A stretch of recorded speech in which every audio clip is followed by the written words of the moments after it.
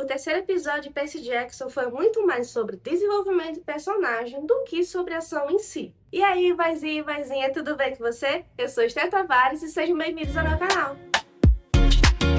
Nesse vídeo vamos falar sobre o terceiro episódio da segunda temporada de Percy Jackson e com spoilers. Então se você ainda não assistiu o episódio, pausa aqui, corre lá, assiste e depois volta que a gente tem que conversar. Mas antes de começar eu queria falar uma coisa que eu esqueci de falar no último vídeo, que eu queria muito ter falado. Não sei por que eu esqueci. Mas na primeira temporada de Percy Jackson, nos créditos finais, nós tínhamos algumas ilustrações sobre o que já aconteceu e o que iria acontecer nessa temporada. Como se fosse um grande resumão do livro, só que de forma ilustrada. E na segunda temporada não foi diferente. Os créditos finais mudaram. E agora as animações retratam aquilo que nós vamos ver durante essa temporada. Pode até parecer um detalhe bobo para muita gente, mas eu achei interessantíssimo e já mostra que a cada temporada os créditos vão mudar pra gente ver tudo que vai acontecer na temporada. Já fiz o meu disclaimer, agora vamos pro episódio. Vamos começar falando sobre o que aconteceu com a Clarice, que eu sinto que ela foi bem pontual nesse episódio, então vamos logo falar sobre ela. O episódio já começa com a Clarice indo no sótão da casa grande do acampamento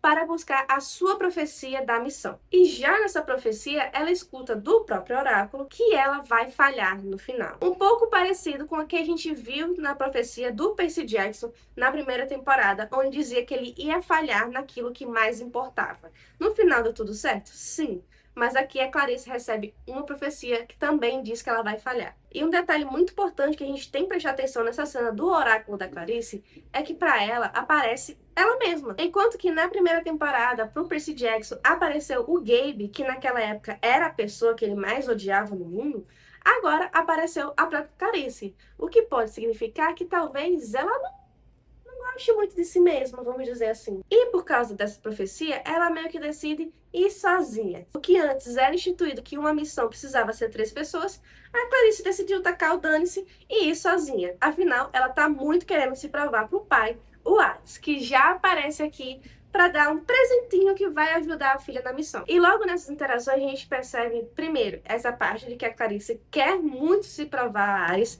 Ela vê que essa pode ser a única oportunidade dela na vida de ter a atenção do pai por mais de 5 minutos e conseguir provar que ela vale a pena ser amada. Então ela não quer deixar nada ao acaso. Por isso ela decide sozinha, porque ela quer muito provar que ela consegue e que ela merece atenção. Logo, Ares dá uma pequena ajudinha já nos limites do que é permitido, dando a ela um navio e uma tripulação de perdedores, pois a Clarice diz que aqueles que perdem viram tributos para Ares. E não só no discurso motivacional do Ares, ele diz que ela é apenas uma garotinha com nenhuma experiência, como a tripulação também não dá muita fé para ela. Eles não dão muita atenção a ela no começo. Ela precisa provar para a tripulação que ela é digna de ser chamada capitã, para afinal, quando ela consegue isso, ela descobre que as coordenadas que o Tântalo deu para ela estão erradas. E agora, não só isso, ela precisa do Percy Jackson, porque ela se lembra que o Percy disse que os números do que o Tântalo tinha dado estavam errados. E esse é o terror psicológico da Clarice, precisar de Percy Jackson. Menina, ela tá vivendo os piores dias da vida dela.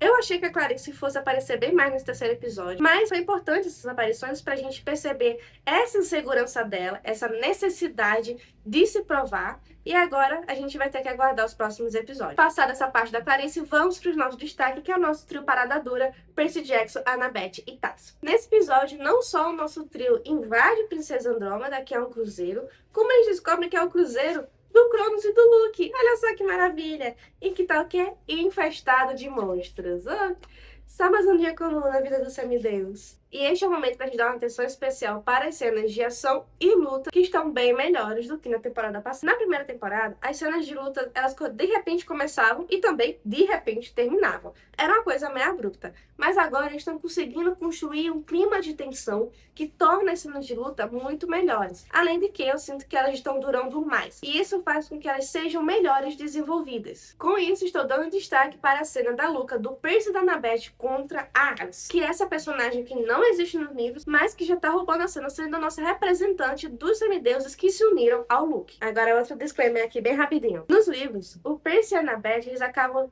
construindo uma forma de lutar juntos que torna eles basicamente invencíveis. E esse modo deles de lutar, inclusive, vai ser bem decisivo mais pro fim da série. E eu sinto que nessa cena eles começam a construir essa sincronia deles na hora de lutar, onde quando a Annabeth cai, o Percy aparece para substituí-la na batalha. E é óbvio que nós temos uma cena onde nosso Percy emocionado Jackson se joga em cima da Annabeth para protegê-la, né? Óbvio, ninguém toca na mulher do Percy, que não é a mulher do Percy ainda, mas que vai ser a mulher do Percy ainda. Mas enfim, ninguém toca nela, essa parte é importante. Após essa batalha com a Alicent, o Percy e a Annabeth se reúnem com o Tyson e tentam descobrir onde o Luke está. Só que nesse momento eles têm mais uma vez um desentendimento, onde o Percy quer acabar com a guerra naquele momento, enquanto eles têm oportunidade, ou seja, mandar o Luke logo de Vasco. E a Annabeth não quer isso, porque afinal, ela e o Luke têm um passado. Nesse momento eles se desentendem, mas como o Percy quer muito restabelecer a conexão entre eles, ele aceita o plano da Annabeth. Afinal, ele não só aceita isso,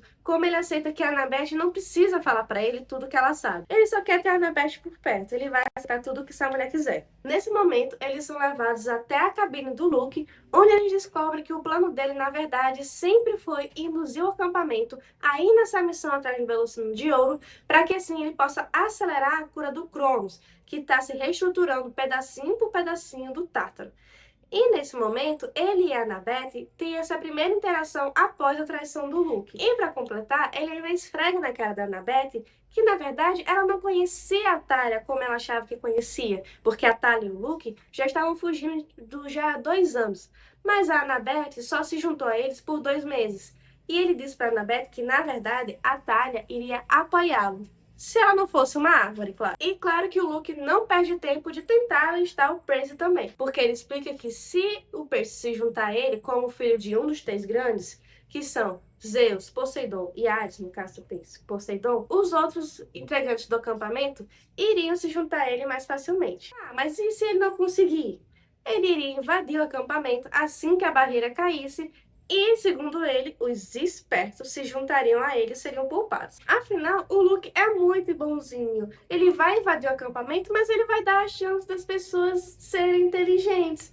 Olha como ele é bonzinho. E nesse momento, para salvar o nosso trio, nós temos Tyson, que desenvolve uma bomba que causa uma explosão e consegue distrair todo mundo. E assim o Percy e a Annabeth conseguem fugir com o Tyson. Gente, eu tô amando que o Tyson, ele está sendo uma voz mais ativa nessa aventura do que nos livros. Nos livros eu sinto que o Tyson, por muitas vezes, ele é apenas levado pela situação e que o Percy e a Annabeth tem que ficar o tempo todo dizendo que ele tem que seguir. E aqui o Tyson, ele tá sendo uma voz mais ativa, ele tá sendo um agente de mudança, ele tá fazendo a história andar. Principalmente agora que ele tem esse poder de ter uma super audição, mas não só isso, como reproduzir o que as pessoas dizem, inclusive imitando a voz das pessoas. Isso faz com que o Tyson seja muito mais ativo na história. Eu tô gostando bastante disso. Afinal, o Tyson é simplesmente um chuchuzinho. Inclusive, quando eles conseguem fugir, o Tyson diz que os monstros que ele conheceu no cruzeiro não eram malvados.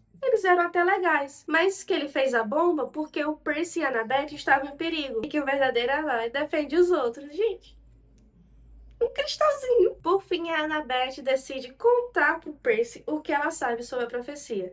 Porque como o Luke esfregou na cara dela, outra coisa que ele humilhou essa garota nesse episódio, a Annabeth, ela não sabe a profecia completa. Enquanto que o Cronos contou pro Luke, palavra por palavra, o que a profecia dizia. Enquanto que a Annabeth pegou o resumo do resumo. Mas ela diz pro Percy que um filho dos 3 grandes irá se tornar uma arma muito importante quando completar 16 anos. Que ele pode salvar o Olimpo ou destruí-lo. E nesse momento, o que fere mais o Percy não é o fato de que os outros veem ele como uma coisa perigosa, como uma pessoa que pode destruir tudo. Claro, isso fere ele também. Mas eu sinto que o que deixa ele mais impactado é o fato da Annabeth não dar segurança pra ele de que ela não acha que ele poderia destruir o Olimpo. E por final ele diz que ela estava certa.